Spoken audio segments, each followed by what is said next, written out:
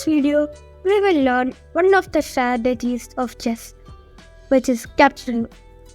Capturing means we capture a piece. For example, if this is the position, we have learned that pawns can go 2 squares forward for the first time, and its second time it can only move 1 square forward. But let me tell you something new.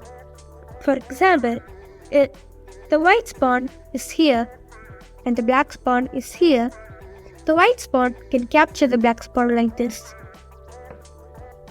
And the white pawn cannot capture the black pawn if the black pawn is here, here, or here. For each piece, capturing depends on which piece they are. For the knight, we have learned that knights can move in an L-shaped order.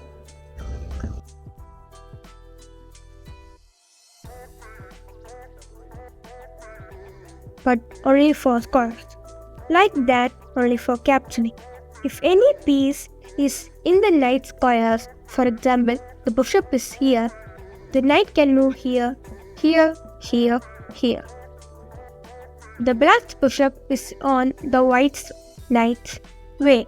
The knight can capture the bishop like this. Bishops can move diagonally depending on their color. For example, we have a light square bishop, and light square bishops can move any of these squares.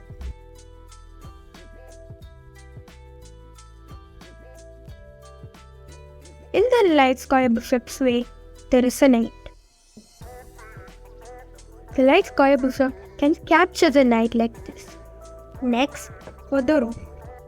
Rook can move all these squares.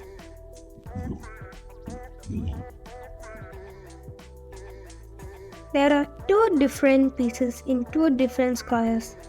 Which one will be the best to capture?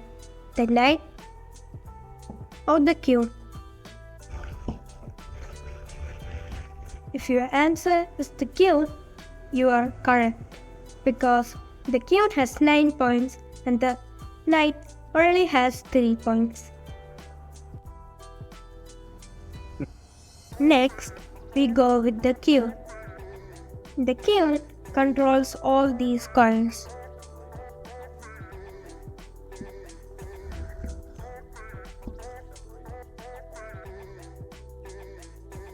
There is 2 pieces in 2 different squares. Which one should we capture? The knight or the bishop? Actually, we can capture either piece because both the pieces have 3 points. Next, we go with the king.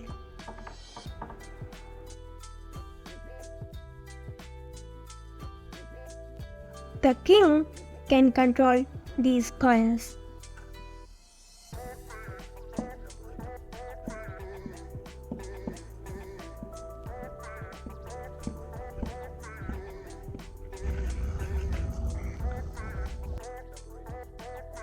There is a knight in one of the king's controlled squares.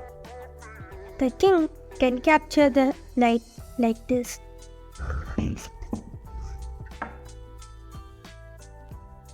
Thank you guys for watching.